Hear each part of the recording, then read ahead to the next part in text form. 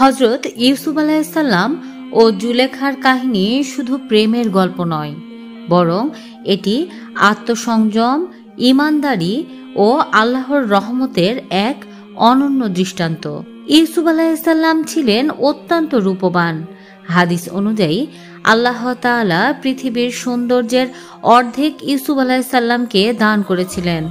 যখন তাকে মিশরের আমির বা আজিজের স্ত্রী জুলেখা কিনে নেন, তখন তিনি ইউসুফ আলাইহিসসালামের সৌন্দর্যে মুগ্ধ হয়ে পড়েন। জুলেখা একদিন সুযোগ বুঝে ইউসুফ আলাইহিসসালামকে কুপ্রস্তাব দেন এবং দরজা বন্ধ করে দেন। কিন্তু ইউসুফ আলাইহিসসালাম বললেন, আমি আল্লাহর আশ্রয় নেই। নিশ্চয়ই তিনি আমার প্রভু, তিনি আমাকে উত্তম আশ্রয় দিয়েছেন। নিশ্চয় জালিমরা সফলকাম হয় না। সূরা ইউসুফ আয়াত 23।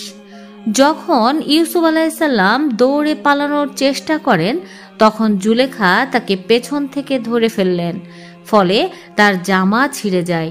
ঠিক তখনই দরজায় তার স্বামী উপস্থিত হন। জুলেখা ইউসুফ আলাইহিসসালামের বিরুদ্ধে মিথ্যা অভিযোগ আনেন, কিন্তু এক শিশু সাক্ষী দেয় যে যদি জামা পেছন থেকে ছেঁড়া থাকে তবে ইউসুফ আলাইহিসসালাম নির্দোষ। ফলে সত্য প্রকাশ পায়।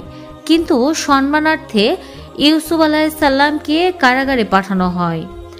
অনেক বছর পর যখন ইউসুফ আলাইহিসসালাম মিশরের মন্ত্রী হন, তখন জুলেখা ধ্বংসপ্রাপ্ত ও অনুশোচিত অবস্থায় তার কাছে আসেন।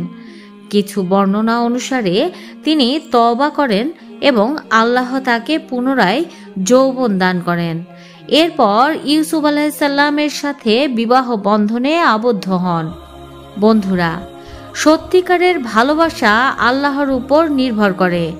ধৈর্য ও আত্মসংযম দ্বারা কঠিন পরীক্ষায় জয়ী হওয়া যায়। আল্লাহ যার মর্যাদা বৃদ্ধি করতে চান, কেউ তাকে অপমান করতে পারেন না। এই কাহিনী প্রেমের চেয়েও বেশি কিছু। এটি আল্লাহর পরিকল্পনা, নৈতিকতা ও বিশ্বাসের এক অপূর্ব উদাহরণ। প্রিয় বন্ধুরা, ভিডিওটি ভালো লেগে থাকলে অবশ্যই একটি লাইক ও আপনার একটি মূল্যবান কমেন্টের মাধ্যমে আমাদের সাথেই থাকবেন।